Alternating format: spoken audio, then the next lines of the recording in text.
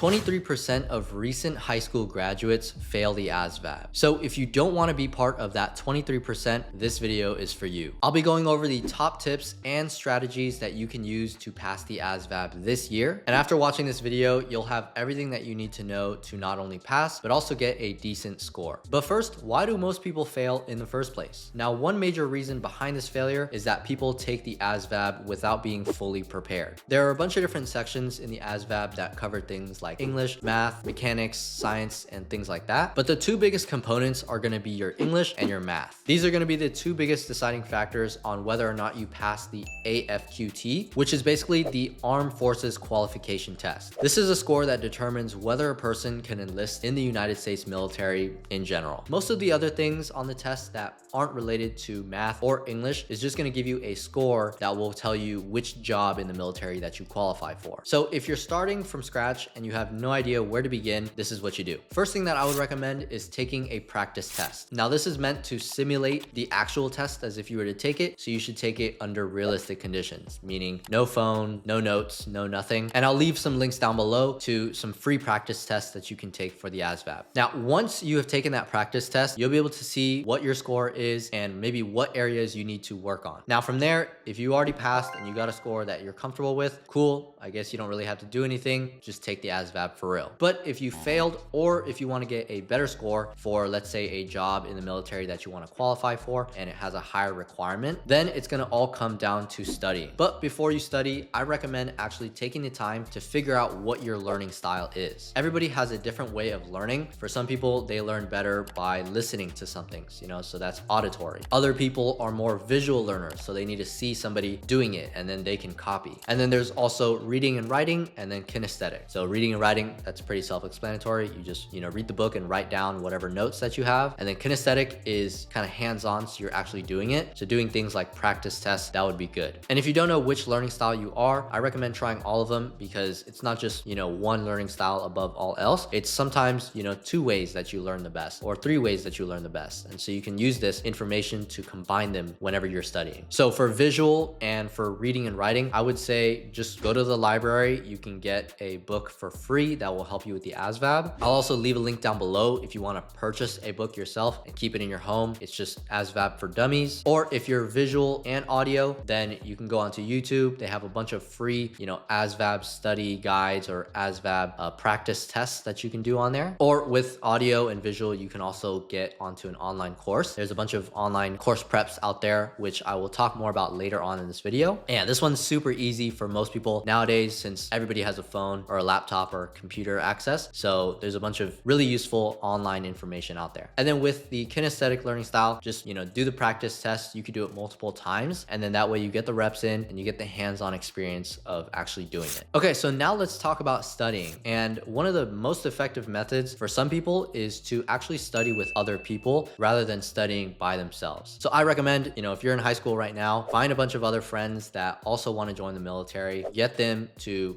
go to the library with you or go over to their house or something like that, and figure out a time where you can both sit down and focus and then be able to bounce ideas and problem solve with each other. And the great thing about nowadays with the online world is that you don't even have to, have a friend in person. You can have a friend across the world, who is just your study buddy, and maybe they're studying for something different. But if you're studying and they're studying at the same time, and let's say that you guys are, on FaceTime or on a Zoom call or something, that's actually gonna, help you focus and boost productivity. Because then if you're distracted, you're on your phone or you're goofing around, that other person on the other end is gonna be able to hold you accountable. Now, while you're studying, I recommend focusing on your weaknesses. So like I said in the past, when you take the practice test, you'll be able to see what you got a lower score on, whether it was the, mechanics part of it or the math part of it. Focus on whatever you're weak at, so that, while you're studying, you're not wasting your time getting better at the things that you're already good at. And then you have the general advice of just turn off your phone, turn off the notifications on your phone, and leave it in another room so that it doesn't distract you while you're doing these study sessions. Now, as far as the timing on these study sessions, I recommend, if you're a person who gets easily distracted, you should do sprints. Do like 20-30 minute sprints where you're just focusing on the next few pages of the book or the next few minutes of the video or something like that. And then after, you could take a short break. So you can take a 5-minute break or a 10-minute break, and then you go back and then you do another 20 to 30 minutes of just focus work. And a trick that I like to do with my work is, if I get easily distracted, right, I have my watch and I'll just set a timer for 15 minutes. So after every 15 minutes, I reset the timer and I just write down what I was doing in the last 15 minutes. So that's a great way to keep me accountable. You know, if I was goofing off or I was on my phone or something, that timer is going to go off and I'm going to be like, okay, what did I just do in the past 15 minutes? Was it more, you know, getting me towards my goals, or was it something that was distracting me? And I can be like, okay, cool, put the phone in the other room and then restart the timer. I also recommend doing a little bit of studying over a long period of time rather than trying to, you know, cram everything in just a week or a few days, because then you're going to obviously overwhelm yourself. You're probably going to not remember as much as you would if you were to learn it from, let's say, 6 months before. And yeah, you definitely don't want to burn out. This is just going to kill your motivation and it's going to lead to, you know, having a bad score. So if it's something that's super last minute and you just want to pass, again, just focus on the English and math, because that is the most important part of the AFQT. So if you have longer time before you take the ASVAB, take that time, start as early as possible, doing small study sessions, but make it consistent, you know, make it consistent across the time instead of, you know, waiting for the last second and then cramming everything within a week. Now, if you're super serious about the ASVAB and you don't want to just pass, you want to get a really good score, let's say for a job in the military that you want to get, but there's a high requirement, I highly recommend getting an online prep course. These will pretty much give you everything that you need in order to pass with a really good score on the ASVAB, as long as you take it seriously. One platform that I know of and that I recommend is called Mometrix. And I actually have a special link down below where if you guys use that with my code, you're going to get 20% off whatever the cost is. Now with this course, you're going to get access to all the different ASVAB sections. So it's going to cover everything that is in the full length test. There's hundreds of practice questions that you can take in order to get used to, you know, seeing those types of problems on the real ASVAB. And there's also a bunch of really easy to understand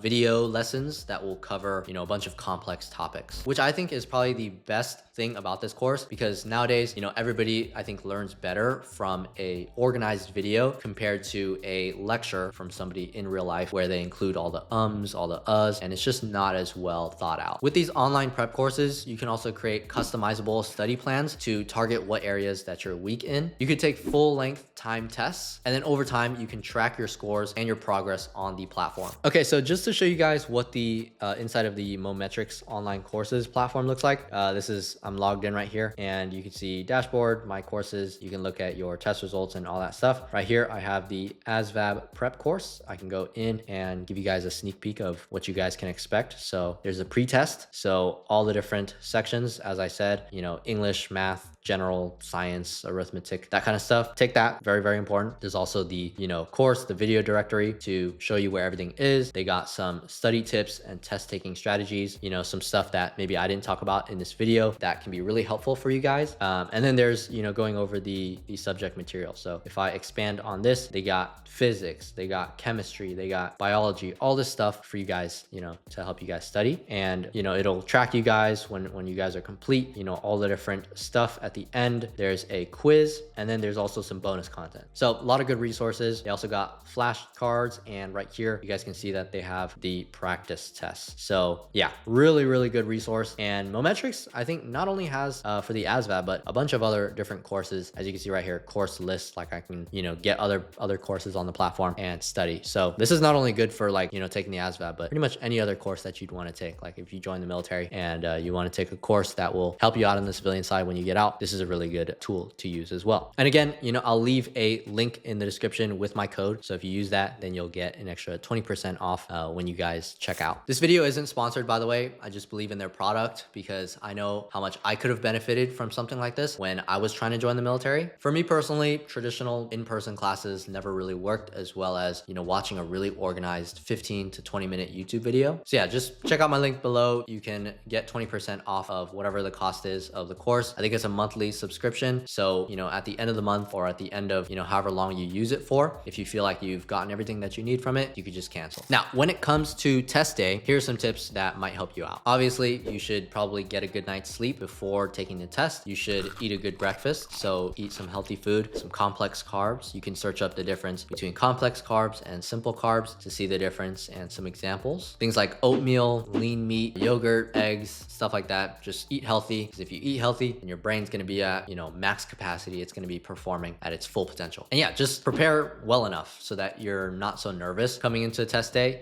Again, like I said, major reason why people fail is because they take the test without being fully prepared. So make sure that you take the time beforehand, start as early as you can. Don't try to cram everything so that you can come into the test fully prepared. Again, this is something pretty serious. I mean, joining the military, it's going to be at least 4 years, right? If you do reserves, 6 years. But this is something that you're dedicating, good amount of time in. So you should probably take this test pretty seriously if you want a good job, or if you want a job that has, high requirement and you really want it, you should probably take the ASVAB kind of seriously. Also, when you're actually in the seat taking the test, you want to make sure that you're not getting stuck on one question. So if a question is too hard, you should probably skip it and then come back to it later. It's much better to answer the questions that you do know rather than getting stuck on the one question that's giving you a hard time. And then, by the time you know it, test is already done, time limit's up, and you haven't answered a good amount of questions. Now, sometimes when you do this is actually going to help you out, because when you're solving the other problems, maybe the other problems could give you a hint or it can give you some inspiration, because your brain is going to be subconsciously working out the problem. It's going to be trying to solve it as you're doing the other problems. So then by the time you come back, you're going to have a fresh perspective. You're going to have new ideas on how to approach solving that problem. Now, if you come back to that question and you still don't know, then you can use the process of elimination. So take out one answer or two answers, just like top one, top two answers that don't make any sense. It's like definitely not that one. So then you have 2 to 3 options that you can choose from. And by this time, if you still don't know, then just take an educated guess. But you'll have a much better chance if you've used the process of elimination. You've gone through all the other questions first that you do know, so that, you can take some time to, have that question marinate in your head. Now, here's some final tips that could help you out with your ASVAB in general. First is you should actually be talking to your recruiter about this pretty often. I don't think a lot of people know that recruiters can be a great resource for studying for the ASVAB. They dealt with thousands and thousands of kids coming in and failing the ASVAB or doing really well. So they probably have a pretty good idea of